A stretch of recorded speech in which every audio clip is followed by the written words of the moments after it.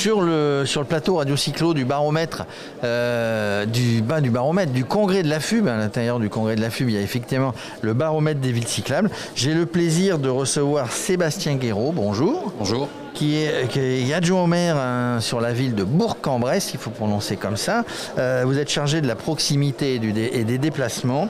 Et avec nous aussi Sylvain Emery. Bonjour Sylvain. Bonjour. Vous êtes directeur adjoint du cabinet de Monsieur le maire. C'est Monsieur le maire, sur Bourg-en-Bresse. Alors, on parlait de proximité et déplacement sur Bourg-en-Bresse. Évidemment, déplacement à vélo. Oui, nécessairement aujourd'hui. Depuis une dizaine d'années, nous développons des infrastructures pour que les gens puissent circuler à vélo facilement, en sécurité. Et puis nous avons également une politique, on va dire, en direction de l'acquisition de vélos pour ceux qui souhaitent se lancer ou qui souhaitent renouveler un vélo, passer sur un VAE. Nous allons également développer, dans le cadre, on va dire, du vivre ensemble, un guide des bonnes pratiques qui va concerner les cyclistes, bien évidemment, mais qui concerne aussi les piétons, qui concerne les automobilistes, pour que tout le monde prenne conscience que l'espace public doit se partager et chacun doit se respecter pour que tous les modes de déplacement se fassent dans la sérénité. Oui, donc pas aller vers un pour enlever l'autre, etc. En gros, on partage la route, on partage la voirie, on partage les trottoirs. C'est parfois compliqué. C'est très compliqué. Là où on avait 4 mètres dans les années 90 qui étaient, on va dire, à 80% dédiés à la voiture, aujourd'hui on essaie de répartir un peu plus équitablement les espaces pour chacun, en particulier en centre-ville où l'espace est très contraint.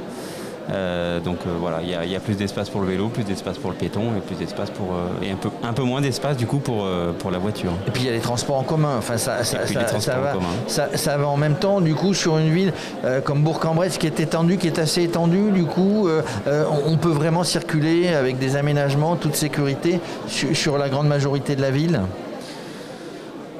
Nous sommes en train de bâtir un réseau vélo express qui un ensemble de pistes bidirectionnelles qui doit traverser la ville et qui doit permettre à ceux notamment qui se déplacent pour aller au travail, pour faire des courses, pas simplement, pas pour flâner, on va dire, pas pour se promener, en toute sécurité et rapidement. C'est la raison pour laquelle on les sépare des piétons, parce que là-dessus on a un conflit d'usage entre quelqu'un qui se promène et quelqu'un qui fait du 25 km/h en vélo parce qu'il se rend à son travail. C'est vrai que parfois c'est un peu tendu. Donc on sépare maintenant. On a déjà doté deux boulevards de ces pistes bidirectionnelles, plus une avenue, celle qui permet de desservir les lycées. Et puis à partir de cet été et tout l'automne, on va agrandir ce réseau de pistes bidirectionnelles. Et puis nous avons un plan qui doit s'échelonner jusqu'à la fin de notre mandat en 2026, de manière à pouvoir soit construire des pistes bidirectionnelles, soit sur des voiries moins pratiquées. On va dire ces fameuses voies partagées, les vélos peuvent circuler ou les voitures s'écartent quand elles se croisent.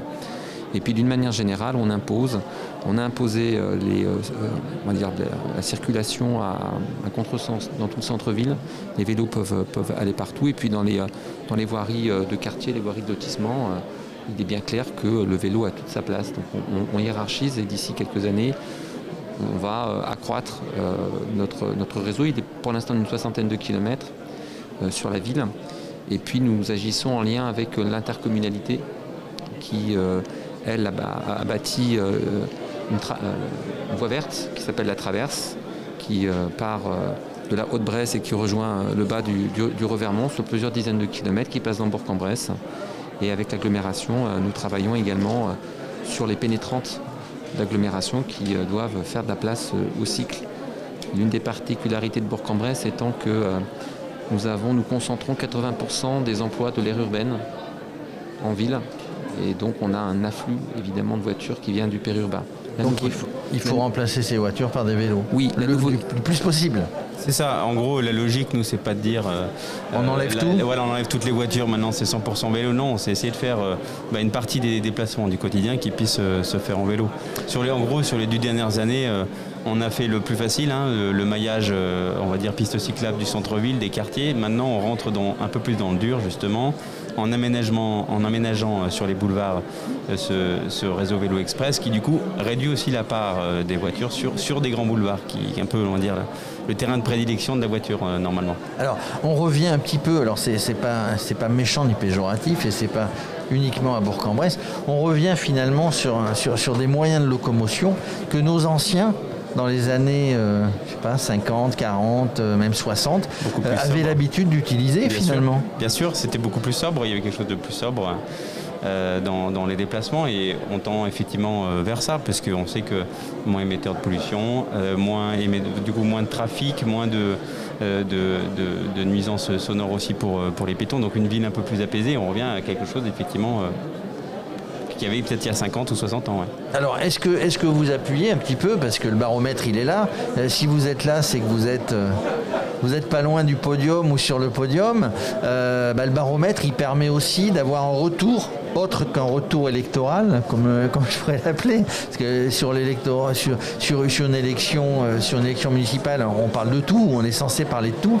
Là, ce baromètre, sur cette partie vélo, mobilité douce, on va dire, sécurité, on va dire aménagement, vous avez un retour, et ça c'est important pour des gens qui gèrent une commune, d'avoir ce retour qui est normalement tout à fait objectif et qui n'est pas forcé en tout cas. La première fois qu'on est monté sur le podium, nous avons été surpris. La dernière fois, nous étions deuxième. Effectivement, on va dire que c'est un atout pour nous. C'est un indicateur parce qu'on sait aussi dans le baromètre ce qui nous est reproché et ce qui nous est mis à crédit. Donc ça permet de travailler certains points. Ça vient aussi valider la logique qui est la nôtre. Notamment sur ces pistes bidirectionnelles. On sait déjà que dans le baromètre, les gens ont beaucoup apprécié les pistes bidirectionnelles qui ont été construites. Donc effectivement, pour nous, c'est un appui, c'est un indicateur, c'est aussi une manière de voir comment les gens qui ne sont pas tous adhérents à une association de cycle, chez nous, c'est Bourg Nature Environnement qui fait partie de la FUB, ça permet d'avoir un panel large et effectivement citoyens qui viennent dire ce qu'ils pensent des aménagements. Et parfois on a des surprises où on pense que c'est bien et puis finalement le retour fait que les gens pensent que c'est moins bien. On a des surprises dans ce baromètre. Je dirais que la dernière fois, là, en 2019, je dirais que quand même l'intérêt globalement de ce baromètre, c'est que, pour faire un jeu de mots un peu facile, on a souvent la tête un peu dans le guidon quand on pilote cette politique cyclable.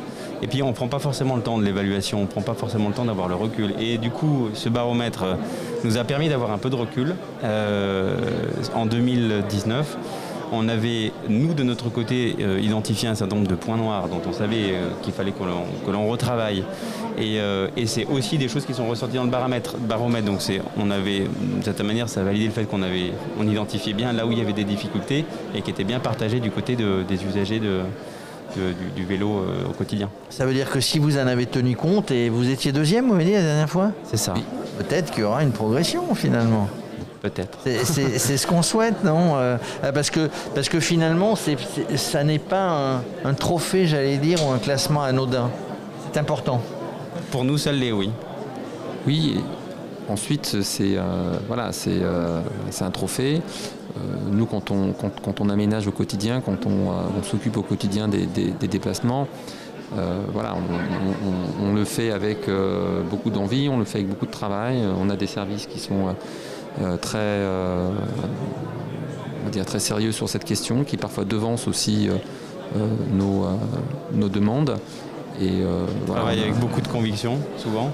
C'est vrai, l'expression c'est la tête dans le guidon, parce que on est vraiment, c'est au quotidien, c'est tous les jours, c'est jusqu'à tard le soir avec le directeur des services techniques notamment. Le baromètre, il vient nous dire que ce travail n'est pas inutile. Il est reconnu parce que quelquefois nous recevons des mails qui nous disent nous sommes contents de l'aménagement. Mais souvent, on n'en reçoit pas. On reçoit plutôt le mail qui dit c'est pas terrible. Qui dit c'est pas terrible. Et c'est vrai que, mais je comprends, y compris quand on travaille avec les associations 2 cycles dans notre commission cycle. Quand on est là avec eux, c'est pas pour qu'ils disent du bien de ce qu'on fait, c'est aussi pour nous dire ici il faut retravailler, ici pourquoi, ici comment, etc. Donc voilà, le baromètre, c'est le moment où nous sommes contents du résultat. Ça s'appelle de la concertation avec les usagers et avec les associations locales. On ne peut de toute manière ne travailler qu'en équipe. Merci messieurs. Puis voilà, Bourg-en-Bresse, c'était aussi le départ d'une étape du Tour de France il y a 2 ans. C'était en septembre, dans une période un petit peu compliquée au niveau de la pandémie. Un beau départ de Bourg-en-Bresse où nous étions, Radio Cyclo, et on avait été fort bien accueillis. Merci messieurs. Merci, avec plaisir, bonne soirée.